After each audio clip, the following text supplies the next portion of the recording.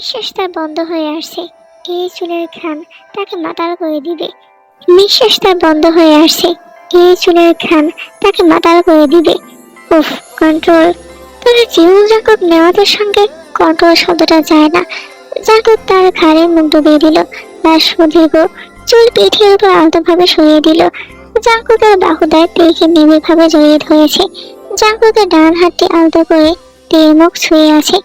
তের চোখ দুটি বন্ধ। সে জাঙ্কুকের স্পর্শে যেন সমস্ত ক্লান্তি ভুলে নিজেকে সমর্পণ করেছে। জাঙ্কুক অত্যন্ত নিচু স্বরে ফিসফিস করলো, তে, এইবার আমি কিন্তু মরেই যাব। একটু হিসেব করে ভালোবাসুন জাঙ্কুক নেওয়াস। এত ভালোবাসা দিলে আমি বেহায়া হয়ে যাব। যে সম্পর্ক হিসাব কষে চলে সেটা ব্যবসা, ভালোবাসা নয়।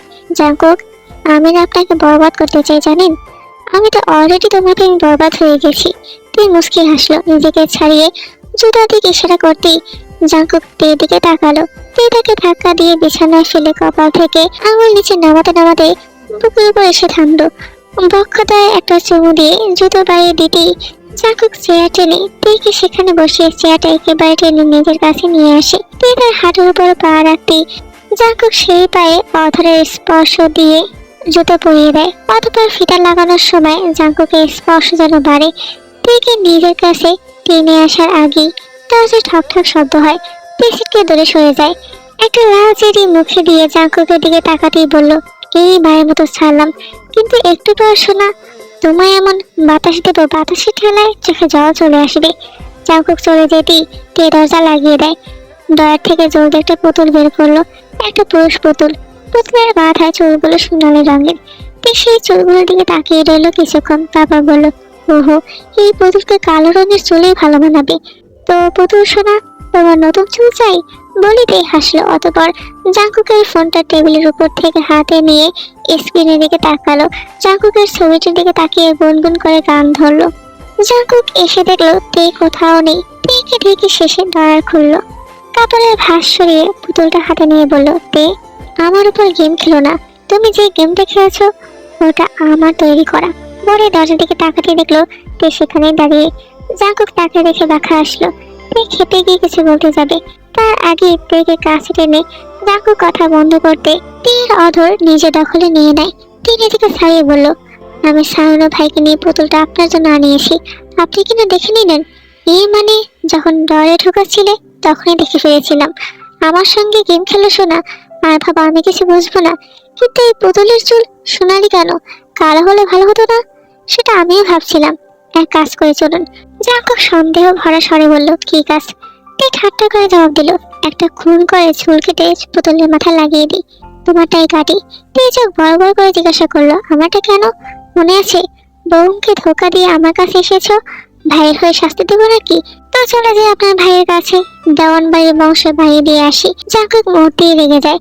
রেগে তেয়ের গলা চেপে ধরে ঠোঁটে শক্ত চুমু খেয়ে বলল, শাড়ির ঘরে বউ, আর এবার মুখ থেকে এই কথা বের কর, জানে মেরে ফেলবো। তেকে ছেড়ে দিতেই সে জাঙ্কুকের থুতনি আলতো করে কাছে এনে গালে নিজের অধর মিশিয়ে দেয়। অতঃপর হেসে বলল, চিন্তা নেই, আমার ম্যাট লিপস্টিক আপনার গালে লাগবে না সিনিয়র ভাইয়া। জাঙ্কুক মুখ ভেঙচি কেটে বলল, আজকে বীজ বপন করলে কালকে বাম্পার ফসল হবে। সে এখনো ভাইয়া ডাকে? তে জবাব দিল না। ড্রেসিং টেবিলের সামনে দাঁড়িয়ে গায়ে পারফিউম লাগাতে জাঙ্কুক পেছন থেকে তাকে জড়িয়ে ধরলো। জিজ্ঞাসা করলো, আরে বাপরে এসো না, পারফিউমে কি ড্রাগস মিশিয়েছো? আমার তো চোখ ঝাপসা হচ্ছে, নেশা নেশা লাগছে। তো যান গিয়ে লেবু পানি খান। তুমি আছো না, তোমার মতো একটাকে রেখে অন্য কিছু খেলে আবার রাগও করবে। তবে পারফিউমটা ভালো, আগেরটা তো এয়ার ফ্রেশনারের মতো লেগেছে। তবু তো কাছে এসেছেন, ধরতে হবে বলে ধরি, এছাড়া ধরার মতো কোনো কারণ নেই। আর বউ গিফট দিলে একটা ভালো কিছু দাও। এই যে পুতুল কে দেয়? আমি। আপনি জানেন, ওটা সারানো ভাইকে দিয়ে আনিয়েছিলাম কষ্ট করে। একটু সুইচ আছে, ওটা চাপলে। তে বাকি কথা শেষ করার আগে জাঙ্কুক জবাব দিল, ওটা চাপলে তোমার জামা কাপড় খুলে যাবে নাকি? যদি এমন কিছু হয় তাহলে নেওয়া যায়। ছি, আমি বলতে চেয়েছি ওই সুইচ চাপলে আপনার জন্য একটা গিফট কিনেছিলাম, ওটা ওপেন হবে। ওহ, সেটা খুলে বললেই পারো। খুলেই তো বলতে চাইলাম, কিন্তু আপনার জন্য পারলাম কই? তাহলে শাস্তি হিসাবে এবার সব খোলার দায়িত্ব আমায় দাও। খুলবেন মানে? মানে তোমার হৃদয়টা একটু খুলে দেখতে চাই, তাতে আমি ছাড়া আর কেউ আছে নাকি? ইস, পরে হৃদয় বেশি আইফোন কেনার ধান্দা। জাঙ্কুক সেই কথা শুনে পকেট থেকে লেটেস্ট আইফোন বের করলো। তের সামনে ধরে চোখ মেরে মাখা আসলো। ইস, এই লোক কিভাবে খোঁচা মারলো? আইফোন আছে বলে দুনিয়া কিনে নেবে নাকি? রিসোর্টে আজকে আলাদা করে অনুষ্ঠান আছে। জাঙ্কুকের হাত ধরে রিসোর্টের ক্লাবে আসে। সেখানে অনেক দম্পতি আগে থেকে ডান্স করার মশগুল। জাঙ্কুকের হাত ধরে সেখানে প্রবেশ করে। জাঙ্কুক তের চোখে চোখ রেখে হাত বাড়িয়ে বলল, চলো ডান্স করি। এই হাতে হাতে রাখতে জাঙ্কুক তাকে নিয়ে উপরের দিকে চলে যায়। ধীরে ধীরে মৃদু আলো ঝরে পড়া নরম সুরের সঙ্গে জাঙ্কুক আর তে দুলছে। চারপাশ নিস্তব্ধ, কেবল মৃদু সঙ্গীত আর দুজনের নিঃশ্বাসের শব্দ মিলেমিশে এক আবেশ তৈরি করেছে। জাঙ্কুক তেকে শক্ত করে জড়িয়ে ধরে খোঁড়াতে খোঁড়াতে কাছে টেনে নেয়। তের লম্বা চোখ জাঙ্কুকের গায়ে ছুঁয়ে যায়। জাঙ্কুক ফিসফিস করে তের কানের কাছে মুখ এনে বলল, তুমি জানো আমি তোমাকে ছাড়া এক মুহূর্ত ভাবতে পারি না। তে চোখ নামিয়ে তাল মিলিয়ে বলল, আপনি শুধু কথাই বলেন, বিশ্বাস করবো কিভাবে? জাঙ্কুক হেসে তের চিবুকে হাতে রাখে আলতো করে মুখটা উপরে তোলে। বিশ্বাসের দরকার নেই, অনুভব করো। জাঙ্কুক হঠাৎ ঝুঁকে তের অধরে চুমু খায়। তে লজ্জায় চোখ বন্ধ করে নেয়, তবে হাত দিয়ে জাঙ্কুকের গলা জড়িয়ে ধরে। নাচ থেমে যায় না, তারা দুলতে থাকে একই ছন্দে। তে মৃদু কণ্ঠে বলল, আপনি তো নাচের ফাঁকে ফাঁকে আমাকে চুরি করে নিচ্ছেন। জাঙ্কুক মুচকি হেসে আবার কপালে চুমু দিয়ে বলল, না তে, এটা চুরি না, এটা আমার অধিকার। তে মৃদু হেসে চোখ মেলে, তবে তার ভিতরে রক্তের আবেশ ছড়িয়ে যায়। জাঙ্কুক আবার কোমর জড়িয়ে কাছে টেনে নেয়, খুনের মতো দুলিয়ে দেয়, আর মাঝে মাঝে তার অধর ছুঁয়ে নেয় তে রুষ্ট জোড়া। তে শ্বাস ভরা কণ্ঠে বলল, থামুন জাঙ্কুক, আমি হারিয়ে যাচ্ছি। জাঙ্কুক তাকে শক্ত করে জড়িয়ে ধরলো, হারিয়ে যেও না, থেকে যাও আমার ভেতরে চিরকাল। ওগো শুনছেন? শুনছি পাখি, বলো। সবচেয়ে ছোট্ট আনন্দ তোমার ডাকনাম উচ্চারণ করা। সবচেয়ে কঠিন প্রশ্ন, তুমি আমাকে কতটা ভালোবাসো, কারণ হিসেব মেলে না। সবচেয়ে প্রিয় রং, তোমার চোখের গভীর কালো। সবচেয়ে প্রিয় সঙ্গীত, তোমার হাসির শব্দ। প্রিয় ঠিকানা, যেখানে তুমি থাকো।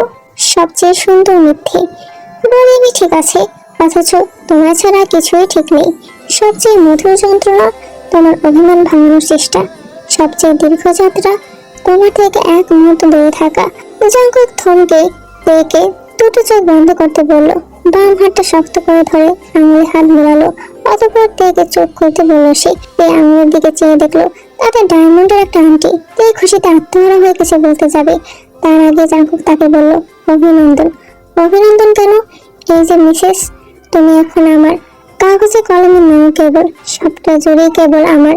ভালোবাসা আমায়, তবে জড়িয়ে ধরো তেমন করে। মিশে যাও আমার বুকের ভেতরকার অন্ধকারে, যেমন করে গোপনে মাটি টেনে নেয় মৃত দেহের সমস্ত গন্ধ আর স্মৃতি। তুমি জানো কি, তোমাকে আমি কেবল অলিঙ্গনের মতো করে কাছে চাই না, চাই তোমাকে এমন ভাবে যেমন করে কারো ছায়া মিশে যায় অন্ধকারের বুক চিরে, যেমন করে কবরের মাটি জড়িয়ে ধরে মৃত দেহকে, যেমন করে কাফনের কাপড় ধীরে ধীরে মাংসের গন্ধ চষে নেয়। আমি চাই তুমি আমার ভিতরের সমস্ত পশ্চার সাথে মিশে যাও। তোমার সাদা রংটা আমার কালোয় মিশে পবিত্র হয়ে যাক, রক্তের সঙ্গে হয়ে যাও আমার বেদনার লাল নদী। চাই তুমি আমাকে এতটাই জড়িয়ে ধরো যেন তোমার নিঃশ্বাস আমার নিঃশ্বাসের সীমায় মুছে যায়, যেন তোমার বুকের শব্দ আমার হৃদয়ের ধাক্কা একাকার হয়ে যায়। আমার ভালোবাসা কোনো গোলাপ নয় প্রেয়সী, এটা রাতের বেলায় শ্মশানের আগুনের মতো টকবগে। যদি আমাদের ঝরা, জানি তোমাকে অভিশাপের মতো ভয়ানক অভিনন্দন। ভালোবাসা মুবারক আমার ঘরের মালকিন। এই হৃদয়ের কাফন করে না তুমি, এই শৈলের মাটি হয়ে যাও তুমি, কবর করে নাও আমায় তোমার উন্মত জনমে ইশক। তের চোখে তখন জল। জাঙ্কুক সেই অশ্রুসিক্ত নয়নে তেকে জড়িয়ে ঠোঁটে চুমু দিতে জাঙ্কুকের উন্মোদনের গতি বেড়ে চলল। সেই ক্লাবে সকলের সামনে তের কালো ব্রাউনের সরু ফিতা টেনে খুলতে তে এক মুহূর্তের জন্য ছিটকে তাকে থামিয়ে দিয়ে বলল, কি করছেন জাঙ্কুক? আমার পাবলিক প্লেসে। তাহলে রুমে চলো প্লিজ। হঠাৎ পেছন থেকে সায়নী এসে ডাকতে জাঙ্কুক ক্ষিপ্ত গলায় তাকে বলল, আরে বাল, তোমার আসার সময় নেই, কি হয়েছে? আবে জাঙ্কুক, তুমি একটু পরে প্রেম করো, আগে একটু সাইডে আয় ভাই, কথা আছে। জাঙ্কুক তের চোখের দিকে তাকাতে তে যাওয়ার জন্য ইশারা করলো। যাওয়ার আগে জাঙ্কুক তের কপালে চুমু খেয়ে বলল, জাস্ট 2 মিনিট শোনা, আসছি আমি। তে সোফায় গিয়ে বসলো। একটা মকটেল হাতে নিয়ে চুমুক দিতে পাশে একটা পুরুষ বসলো, মুখে মাস্ক পরা, কালো রঙের একটা হুডি। তের কানের পিঠ খোলা, পুরোটা জুড়ে চিকন কালো ফিতা। লোকটা তার পেছনের সিটে গিয়ে বসলো। একেবারে তার চোখ রাত্রে বেড়াচ্ছে তের উন্নত পিঠের উপর। হঠাৎ সামনের আয়নার দিকে তের চোখ গেল, দেখতে পেল লোকটির দৃষ্টি কোথায় থমকে আছে। পরক্ষণে আয়নায় আরেকটা ছায়ামূর্তি দেখে বুকের ভেতর ছোঁয়াত করে উঠলো। তার পিছনে ঘুরতে দেখলো হুডি পরা লোকটি উঠে বিল দিয়ে চলে যাচ্ছে। তার সামনে জাঙ্কুক দাঁড়িয়ে আছে, চোখ এখন তার পিঠের দিকে। তার জিনিসে অন্য কারো নজর। উফ, বুকে লাগছে খুব। সঙ্গে ভেতর ফালাফাল করার মতো বিশ্রী এক ধরনের রাগ হচ্ছে। সে নিজেকে নিয়ন্ত্রণ করতে চাইলে পারল না। তীর হাত ধরে শক্ত করে ধরতে সে কেঁপে উঠল। সে জাঙ্কুক নেওয়াজের কথা মনে পড়ে যাচ্ছে, যে তার পেটে ছুরিয়াঘাত করেছিল, যে উন্মাদের মতো আঘাত করত এই শরীরে। শিউরে উঠে তীর গা। জাঙ্কুক তার হাতটা শক্ত করে ঘরে টেনে নিয়ে যেতে বলল, আমি বুঝতে পারিনি লোকটার নজর যে আমার পিঠের দিকে ছিল, বিশ্বাস করুন। জাঙ্কুক শুনো না। রুমে গিয়ে দরজা লাগিয়ে গা থেকে ব্লেজার খুলে মেঝেতে ফেলে দিয়ে তীর ঠোঁটের বলে বন্ধ করে দিয়ে তাকে চুমু খেলো। যে পিঠে অন্য দৃষ্টির কাছে ঝর্ণার দিকে নিচের চল দিয়ে বারংবার ধুতে করলো সেই স্থান। যতক্ষণ না মনের খবর ফিরল ঠিক ততক্ষণ ফ্রিজের শরীর থেকে কোলে করে বিছানা শুয়ে নিজের ভাই শরীরটা ঝুঁকিয়ে দিল তীর বুকের উপর। ধীরে ধীরে তার শিকারী হাত দুটো তীরের শরীরের প্রতিটি জাল উন্মুক্ত করে তাতে হারিয়ে গেল। স্পর্শের আকুলতা গভীর থেকে গভীর হলো। তীর নিঃশ্বাসও সেই সঙ্গে হয়ে উঠল ভারী। তীর চোখে কোনো জল। জাঙ্কুক হাত টানা দিয়ে রুমের বাতি বন্ধ করে দিয়ে তীর চোখে জল নিজের মধ্যে চষে নিয়ে বলল, আমি তোমার না মেরে কাঁদাবো শোনা। তোমার পিছের দিকে অন্য পুরুষ তাকাবে কেন? শাস্তি তো সবে শুরু দেখি, কতক্ষণ নিতে পারো? শাস্তি যদি এমন হয় তবে আমি বারবার অপরাধ করতে প্রস্তুত। ডোন্ট মেক এ নয়েজ, শাড়ির ঘরে বউ বলে বাতি বন্ধ করে জাঙ্কুক তীর ভালোবাসায় সিদ্ধ হয়ে মরিয়া হয়ে উঠল। ঘরের কাঁটা বলছে তখন মাঝরাত। জাঙ্কুকের বুকের উপর তীর শুয়ে আছে। জাঙ্কুক গভীর ঘুমে মগ্ন। তীর পরনে কালো একটা নাইটি। সে জাঙ্কুকের দিকে একবার তাকায়। ড্রয়ার থেকে কাপড়ের ভাঁজে রাখা ইঞ্জেকশনটা বের করে ছোট্ট একটা শিশি থেকে এক ধরনের লিকুইড প্রোডাক্ট বের করে ইঞ্জেকশনে ঢুকিয়ে জাঙ্কুকের দিকে তাকায়। তার হাতে পুশ করে বলে, সরি, আমার হাতে আর কোনো উপায় নেই। কাজ শেষ করতে ড্রেসিং এ যায়। খোলামেলা নাইটির উপর একটা কালো হুডি পরে রুমের দরজা খুলে বাড়ি চলে যায়। যেদিনে একবার ফিরে আসে তখন ড্রয়ারের উপর বোতলটা রেখেছিল, ওটার দিকে দৃষ্টি যায় তার। কি একটা ভেবে বোতলটার সঙ্গে করে নিয়ে যায়। যাওয়ার সময় একবার পেছনে ফিরে জাঙ্কুকের দিকে তাকায়, তারপর চোখ ফিরে চলে যায়। ফজরের আজান পড়ছে তখন চারদিকে। সায়ন দায়িত্ব রেখে রুম নাম্বার 222 প্রবেশ করে। পুরনো কালো হুডিটা ভিজে একাকার। শেষে রিসোর্টের লন্ড্রিতে ওটা দিয়ে রুমে চলে আসে। এসে দেখতে পায় তার স্ত্রী ঘুমে বিভোর। সায়না লেজার পাশে শুয়ে পড়লো। সিলিং এর দিকে তাকিয়ে নিঃশ্বাস ছাড়লো। অনেক ঘুম পাচ্ছে তার, এবার ঘুমাতে হবে। কাজ তো অনেক করলো আজকে। সকাল হয়েছে সেই কখন। জাঙ্কুক ঘুমের মধ্যে নড়াচড়া খুব কম করে। হাত নাড়াতে গিয়ে গেল ঘুমটা ভেঙে। ইস, চোখে এত ঘুম কোথা থেকে এসেছে? তবুও চোখ মারার চেষ্টা করলো। হাতের দিকে তাকালো একবার। উফ, চাকা হয়ে গেছে। হঠাৎ করে তার বুকে জড়িয়ে থাকা তীরের দিকে চোখ গেল তার। ইস, আজ তো মায়া এই মেয়ে, দেখলে আদর করতে মন চায়। জাঙ্কুক তীরের চুলে হাত বুলিয়ে দিল। দেখলো চুল ভেজা, কিন্তু চুল ভিজলো কি করে? হয়তো রাতে সে গোসল করে দিয়েছিল, সেই জন্য হয়তো। তবে সারা রাত তো শুকিয়ে যাওয়ার কথা। সে তীর কপালে চুমু দিয়ে তীর নড়ে চড়ে উঠলো। চোখ ফেলতেই জাঙ্কুক তাকে জড়িয়ে ধরলো। আমি তোমার অনেক ভালোবাসিতে, অনেক বেশি। তীর জড়িয়ে ধরলো জাঙ্কুককে।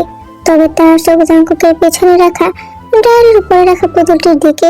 ওটার চুল এখন কালো। সে ওদিকে দৃষ্টি নিক্ষেপ করলো। বাঁকা এসে মৃদু কণ্ঠে জবাব দিল, আমি আপনাকে অনেক বেশি ভালোবাসি জাঙ্কুক। রিসোর্ট থেকে ফিরে আজ অদ্ভুত নিস্তব্ধতা নেমেছে ঘর জুড়ে। দুপুরে রোদে বাড়িটা যেন তন্দ্রাশূন্য। জানলার পর্দায় আলো ছায়ার খেলা থেমে গেছে। জাঙ্কুক আর তীর দুজনেই ক্লান্ত, কিন্তু ক্লান্তির এক রোম্যান্স আছে যা শরীরের প্রতিটি শিরা টেনে রাখে কোনো এক অজানা টানের ভেতর। তীর বই পড়তে পড়তে ড্রয়িং রুমের সোফায় ঘুমিয়ে পড়ে। নিস্তব্ধ ঘরে শুধু ঘড়ির কাটার শব্দ, আর দূরে কিচেন থেকে ভেসে আসে ছুরির সঙ্গে কাঠের টেবিলের ঘষাঘষি। হঠাৎ ঘুম ভেঙে যায় তীর। চোখের পাতার ফাঁক দিয়ে কিচেনের দিকে তাকাতে সে মুহূর্তটা থমকে যায়। ওপেন কিচেনের আলোয় দাঁড়িয়ে আছে এক পুরুষ, কালো রঙের ট্রাউজার আর পিঠের উপরে অন্ধকারের মতো দেবের ছায়া। তার পিঠ এতটাই চড়া যে আলোর রেখাটাও সেখানে ভেঙে গেছে। তে স্থির হয়ে তাকিয়ে থাকে। এই দৃশ্য যেন কোনো মানুষের নয়, বরং এক অনিবার্য মায়ার মতো, যা তাকিয়ে থাকতে বাধ্য করে। ঘুম ভাঙার পর এমন দৃশ্য কজন নারীর কপালে জোটে। তার বুকের ভেতরটা হঠাৎ ভারী হয়ে আসে। পুরুষটি এখনো পেছনে ফিরে তাকায়নি, তবুও তার উপস্থিতি ঘরের প্রতিটি কোণে গায়ে লেগে আছে। এক ধরনের অজানা উষ্ণতা আছে। তীর মনে হয় এই মানুষটা যদি এখন ঘুরে তাকায় তাহলে সে হয়তো নিজের সমস্ত ঘুম, সমস্ত নিঃশ্বাস হারিয়ে ফেলবে। সে চোখের ভেতর সে উঠে যায়। এক মন্তব্য করে কিচেনে গিয়ে পিছন থেকে উঠে জড়িয়ে ধরে জাংকুককে, পিঠে চুমু খেয়ে বলে, আপনাকে অসীম ভালোবাসায় আমি ভালোবাসি। জাংকুক পিছনে ঘুরে তীর নাকে নাক ঘষে ঠোঁটে ঠোঁট বুলিয়ে বলল, আমিও মিসেস নেওয়ার্স আপনাকে অসীম ভালোবাসি। কি রান্না করছেন? তে জিজ্ঞাসা করলো। জাংকুক তাকে বুকে জড়িয়ে ধরে বলল, সব আপনার পছন্দের খাবার, আপনি এগুলো খাবেন। আর আমি? পুরোটা বলার আগে তে জাংকুকের ঠোঁটে আঙুল ছুঁয়ে তাকে থামিয়ে দিল। জাংকুক আঙুল সরিয়ে বলল, এমন ভাবে থামতে বললে কেন? জানি, আমার আরো বেশি শব্দ করতে ইচ্ছে করে। তে হাসলো, তারপর বলল, পেটে ইঁদুর দৌড়চ্ছে, জলদি খাবার দেন, খাই আগে। ইঁদুর দৌড়চ্ছে? তাহলে তো ইঁদুর মারার বিষ খেতে হবে।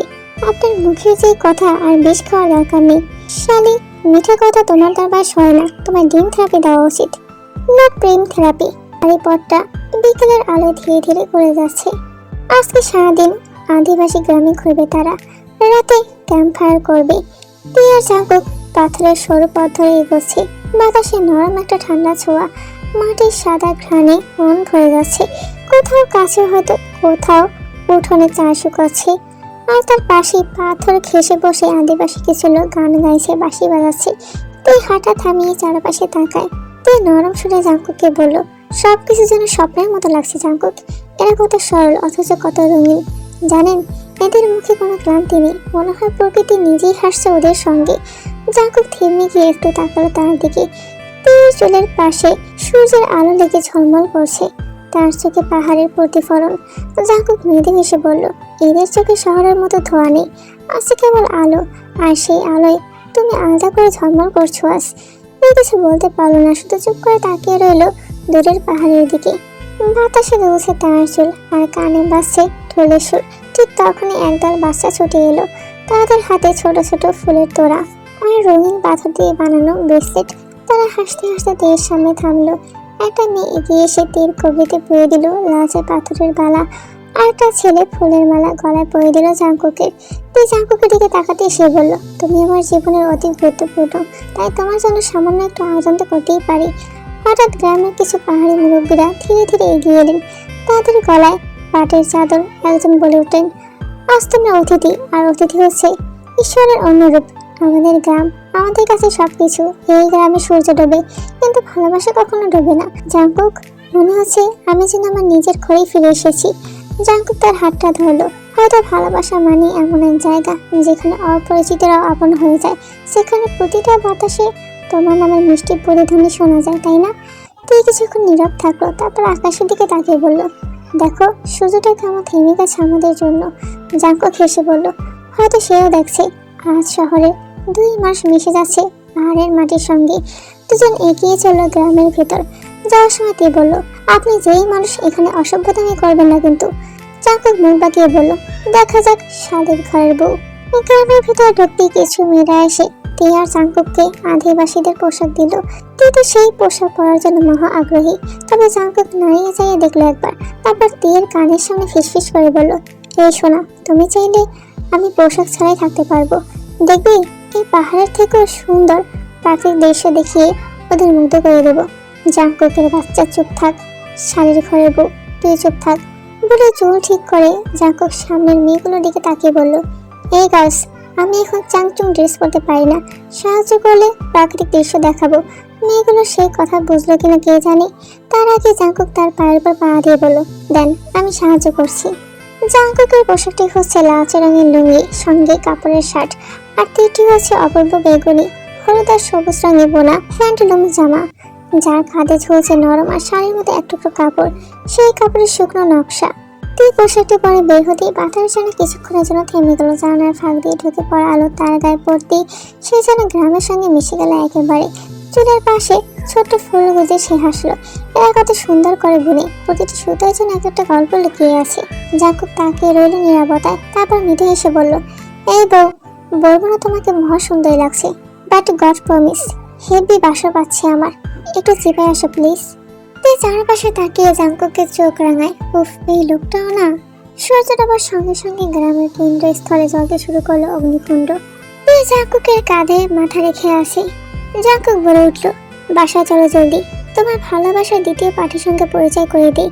তে জাঙ্কুকের চুলে হাত বুলিয়ে দিল, অতবার বলল, আমার না বিরিয়ানি খেতে মন চাইছে। মাত্র না তুই মেয়ে নাদানের মতো গিললি, এত খাবার যায় কই তোমার নানির? চুপ, কোথায় সই করতে হয় আজকে যাই একবার বাসায়, তখন বোঝাবো। এই যে বিরিয়ানি খাবো, তাহলে নাকি কাচ্ছি মানুষের মাংসের।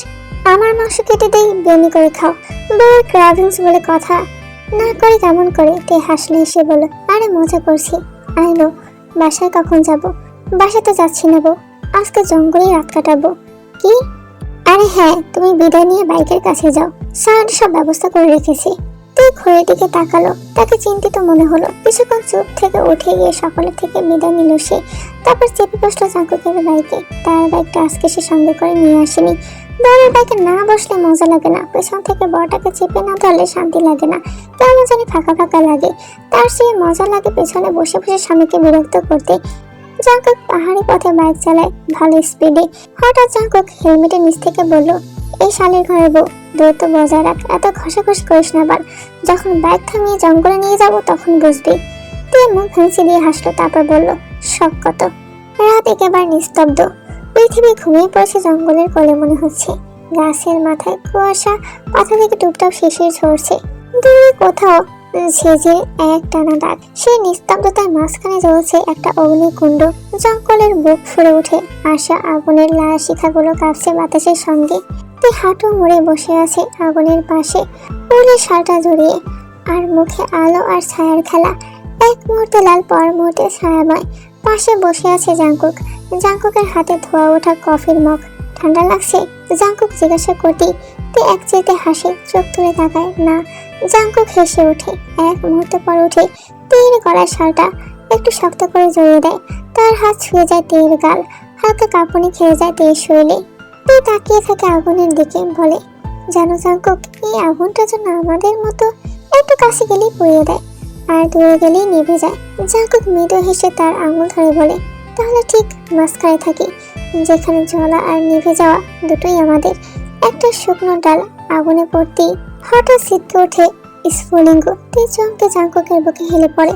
জাঙ্কুক এক হাত দিয়ে তাকে আঁকড়ে রাখে, আর এক হাতে তীর কপালের উপর চুল সরিয়ে দেয়। তাদের নিঃশ্বাস মিশে যায় ঠান্ডা বাতাসে। এক মুহূর্তের জন্য জঙ্গলটা নিঃশব্দ হয়ে যায়। উপরে তাকিয়ে দেখা যায় আকাশ জুড়ে তারার ভিড়। জাঙ্কুক বলে ওঠে, এই তারাগুলোর মতোই থাকবো আমরা, তে যত দূর হই না কেন, এক আকাশের নিচে। তে তার কাঁধে মাথা রাখলো। তে তাকায় আগুনের দিকে, ঠোঁটের কোনো অদ্ভুত এক হাসি। আগুনটা দেখুন জাঙ্কুক, কত সহজে জ্বলে ওঠে, কিন্তু কেউ জানে না কতটা কষ্টে সে জ্বলতে থাকে। জাঙ্কুক তাকিয়ে থাকে তার মুখে। সে ধীরে ধীরে হাত বাড়িয়ে 23 সালের কিনারা টেনে নেয় নিজের দিকে। তাহলে আমাকেও জ্বলে থাকতে হবে যতক্ষণ না তুমি নিভে যাও। তে নিঃশ্বাস ফেলে। আপনি পড়বেন জাঙ্কুক, আমি ছাই হয়ে যাব, তবুও থাকবো তোমার মাঝে। তবে একটা কথা কি জানেন, ভালোবাসা আগুন নয়, তবুও পুড়িয়ে দেয়। জাঙ্কুক জবাব দিল না। এই মেয়ে কি নাকি বলছে, নিজেই ভালো জানে কি হয়েছে। সে হঠাৎ তেকে নিজের দিকে তাকাতে বলল। তে তাকাতে জাঙ্কুক বলল, তোমার চোখে। তে নিজের চোখে হাত দিল, অতঃপর বলল, আমার চোখে? আমার চোখে কি? জাঙ্কুক হেসে তেকে নিজের সাথে মিশিয়ে নিল। তারপর তেকে আকাশের দিকে তাকাতে বলে গান ধরলো। তে লজ্জা পেল। বৃষ্টি শুরু হলো হঠাৎই। জঙ্গলের গন্ধে ভিজে গেল চারিদিক। আগুনের শিখাগুলো একে একে নিভে যেতে লাগলো, আর আকাশ থেকে নামলো ঝড়ের মতো টুপটাপ শব্দ। তে ভিজে চুল সরিয়ে চোখ তুলে তাকালো জাঙ্কুকের দিকে। চলুন টেন্টে যাই, ঠান্ডা লাগবে। জাঙ্কুক মাথা নাড়িয়ে তার হাত ধরলো। দুজন দৌড়ে গেল আগুনের পাশে রাখা ছোট্ট টেন্টার দিকে। ভিতরে ঢুকতেই বাইরের পৃথিবীটা একেবারে থেমে গেল। তে কাপ থেকে শাল নামিয়ে রাখলো পাশে। চুলে ডাঙা থেকে পানি গড়িয়ে পড়ছে গালে। জাঙ্কুক আস্তে করে বলল, তুমি পুরো ভিজে গেছো। তে ঠোঁট কামড়ে হাসলো, আপনিও তো কম ভেজেননি। জাঙ্কুক তার দিকে এগিয়ে আসে। এক মুহূর্তে দুজনের চোখে চোখাচোখি হয়। বাইরে বজ্রপাতের আলো এসে ঝলসে যায়, আবার অন্ধকার। জাঙ্কুক তের মুখোমুখি কাছে এসে থেমে যায়, ফিসফিস করে, এই বৃষ্টি, এই রাত যেন থেমে না যায় সোনা।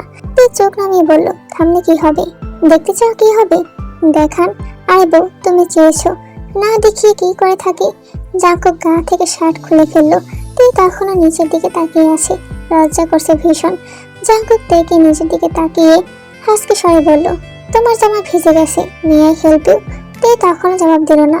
জাঙ্কুক পা খায়, সে নিজের হাত বাড়িয়ে দিল। দুজনের মধ্যকার উষ্ণ দূরত্ব কমে আসতে জাঙ্কুক হাসলো। তীর দেহের রহস্যময় জাল খুলতে গিয়ে একটা গান গেয়ে উঠল। বাকিটা গাইস তোমরা না হয় বুঝে নিও।